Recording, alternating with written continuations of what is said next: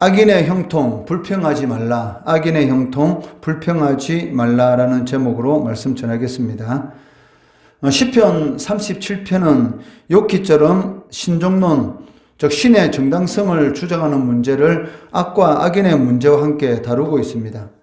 이미 시편 34편에서 악인이 장차 어떤 운명을 맞이할 것인지에 대해서 말씀하셨습니다. 시편 34편 16절 말씀해 보시면 여호와의 얼굴은 악을 행하는 자를 향하사 그들의 자취를 땅에서 끄드려 하시는도다 라고 말씀하고 있습니다. 하지만 시편 37편에서는 조금은 다른 관점으로 이 악인의 문제에 접근하고 있다는 것입니다.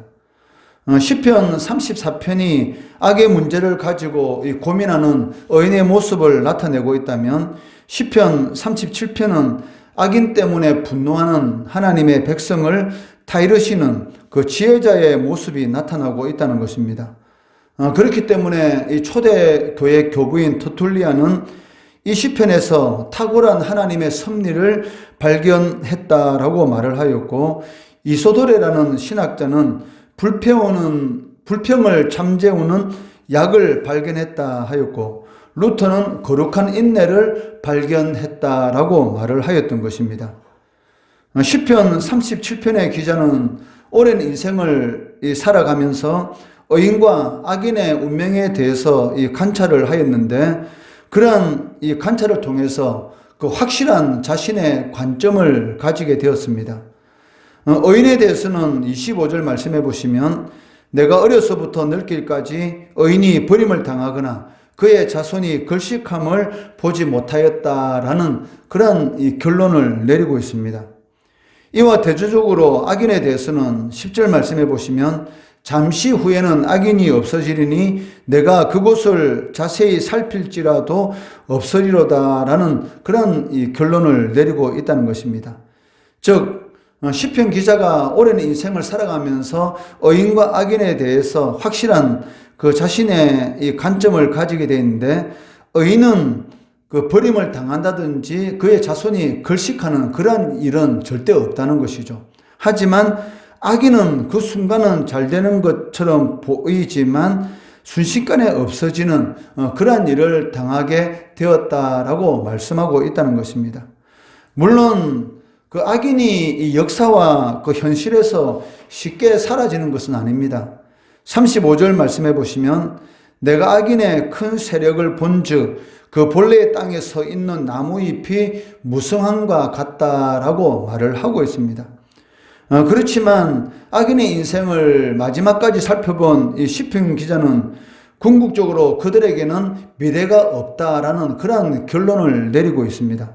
38절 말씀에 범죄자들은 함께 멸망하리니 악인의 미래는 끊어질 것이다 라고 말씀하고 있다는 것입니다. 이러한 관점에서 살펴보면 이 시편 37편은 악인의 형통을 보고 분노하는 그 하나님의 백성을 타이르는 그러한 지혜시의 형식을 가지고 있다라고 말을 할 수가 있습니다. 악한 사람들이 이 형통하고 성공할 때 사람들은 그를 시기하고 화를 냅니다. 이것은 인간의 본능과도 관계 있다라고 할 수가 있습니다. 선을 행하면 복을 받고 악을 행하면 저주를 받는다라는 이런 모든 사람들의 이런 공통적인 그런 의식이 있는데도 불구하고 악한 사람들이 형통하고 성공할 때에 사람들이 그 마음속에서 분노하게 되는 것은 당연한 것이죠. 왜냐하면 공통적인 모든 사람들이 가지고 있는 그런 인식이 한순간에 무너지는 것 같은 그런 이 느낌을 받기 때문입니다. 그렇지만 시편 기자는 악인의 형통의 문제에 대해서 좀 더 깊이 그리고 멀리 보라고 권면하고 있습니다. 그리고 이어서 악을 행하는 자들 때문에 불평하지 말라라고 권하고 있습니다. 1절 말씀해 보시면, 악을 행하는 자들 때문에 불평하지 말며 불의를 행하는 자들을 시기하지 말지어다 라고 말씀하고 있습니다. 그 악한 자들에 대해서 이 불평한다는 것은 사실은 그 악한 자들에 대한 이 불평을 하는 것이 아니라 그들의 형통 때문에 이 불평하는 것이죠. 악을 행하는 사람이 어떻게 저렇게 형통한 삶을 살 수 있는가? 그래도 나는 이 법대로 그 선을 행하는 그런 삶을 살아가고 있는데도 이렇게 삶 가운데 어려운 일이 많은데 저렇게 악을 행하는데도 어쩌면 저렇게 형통한 그런 삶을 살아갈 수 있는가에 대한 악 그 자체보다는 그들의 형통 때문에 이 불평하는 그러한 경우가 많다는 것입니다. 시편 기자가 왜 불평하지 말라라고 권면하고 있습니까? 2절 말씀해 보시면 악인의 형통함은 풀과 푸른 채소와 같이 오래 가지 않기 때문이다 라고 말씀하고 있습니다. 그렇지만 이보다 더 중요한 문제가 있습니다. 그것은 이 8절 말씀해 보시면 분을 거치고 노를 버리며 불평하지 말라. 오히려 악을 만들 뿐이라. 즉 불평한다는 것은 이 악을 만들 수 있는 그러한 원인을 제공하기 때문이라는 것입니다. 악인에 대한 분노는 결국 자신의 이 도덕적인 위기를 가져올 수 있기 때문입니다. 그런데 더 심각한 문제는 무엇입니까? 악인에 대한 분노가 이 악인을 행하는 것보다는 그 하나님을 향하고 있다는 것입니다. 악인의 형통에 대해 분노하고 불평하는 것은 너무나 어리석고 위험한 일입니다. 왜냐하면 이 불평하다 보면 하나님의 섭리, 즉 이 세상의 모든 것들은 하나님께로부터 나오는 것이고 하나님이 허락하지 아니하시면 일어나는 일이 없는데도 불구하고 이 악인의 형통에 대해서 불평하다 보면 결국 하나님의 이 섭리, 즉 하나님의 신정론, 즉 신의 정당성에 대해서 부인하는 그런 이 악을 행하는 자들과 똑같은 자신도 이 악인이 되는 그런 일이 발생할 수 있기 때문입니다. 그렇기 때문에 시편 기자는 반복적으로 불평하면 안 된다라고 말씀하고 있는 것입니다. 1절 말씀해 보시면 악한 자들 때문에 불평하지 말라라고 말을 하고 있고 8절 말씀에서도 반복적으로 불평하지 말라라고 권하고 있습니다. 그것은 이 악한 자들 때문에 분노하고 불평하는 것은 결국은 자신도 악인이 되는 너무나 위험한, 즉 악으로 그 악인을 이기려고 하는 그런 위험한 그 일이 발생할 수 있기 때문이라는 것입니다. 그렇기 때문에 시편 기자는 무엇이라고 말을 합니까? 그 7절 말씀해 보시면 여호와 앞에서 잠잠하고 참고 기다리라. 자기 길이 형통하며 악한 꾀를 이루는 자 때문에 불평하지 말지어다 라고 말씀하고 있다는 것이죠. 여호와 앞에 잠잠하라는 것은 악인의 형통함에 계속 불평하지 말고 침묵하며 조용히 있으라라는 그런 의미를 가지고 있습니다. 왜 악인이 형통한 그런 삶을 살아간다 할지라도 불평하지 말고 그냥 조용히 있어야 되는 그 이유가 무엇입니까? 이 11절 말씀해 보시면 그러나 온유한 자들은 땅을 차지하며 풍성한 화평으로 즐거워하기 때문이다 라고 말씀하고 있습니다. 여기 온유한 자라는 이 말은 주님을 기다린다라는 그런 의미를 가지고 있습니다. 악인이 형통한 그런 삶을 사는 것을 보고 이 분노의 그런 마음이 생긴다 할지라도 참고 기다리는 자에게 하나님께서 이 땅을 주실 뿐만이 아니라 풍성한 그런 화평의 즐거움을 누리도록 해주신다라고 말씀하고 있습니다.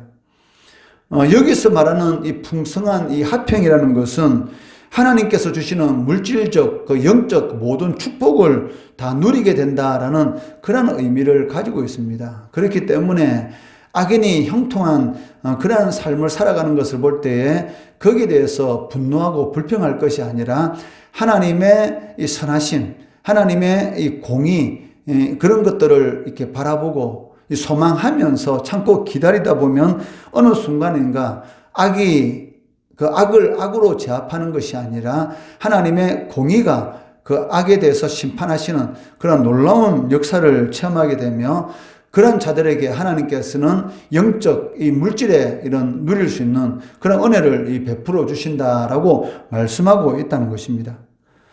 이와 반대로 이 악인들의 풍부함은 어떻게 됩니까? 그 악인이 형통하고 풍부한 그러한 삶을 살아가는 것처럼 보이지만 그 16절 말씀해 보시면 의인의 적은 소유가 악인의 풍부함보다 낫다라고 말씀하고 있습니다. 16절 말씀에는 의인과 악인, 적은 소유와 이 풍부함에 대해서 이 대조를 이루고 있습니다. 사람들은 이 악인보다는 의인을 좋아합니다. 그렇지만 이 가난을 풍부함보다는 좋아하지 않는다는 것입니다. 그렇지만 시편 기자는 의인의 가난한 것이 악인의 많은 재산보다 더 나은 것으로 평가하고 있다는 것입니다. 그 이유가 무엇입니까? 그 16절에서 말하는 악인의 풍부함은 그 11절에서 말하는 의인의 이 풍부함과는 전혀 다른 그런 의미를 가지고 있기 때문입니다.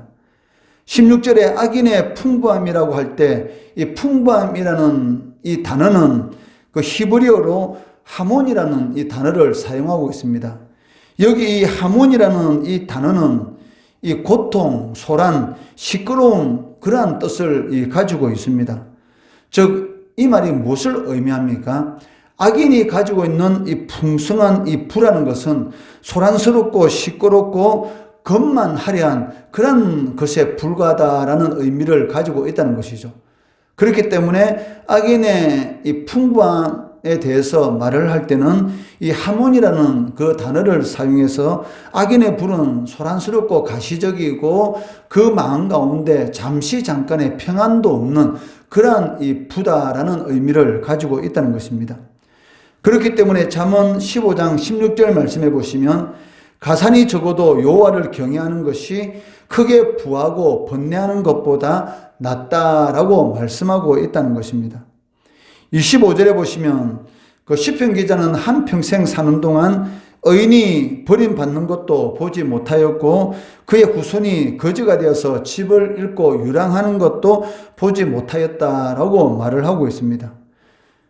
이뿐만이 아니고 26절 말씀에서는 의인과 그의 자손이 구걸하는 인생을 살지 않을 뿐만이 아니고 지속적으로 은혜를 베풀고 꾸어주는 그런 복을 누리게 된다라고 말씀하고 있다는 것입니다.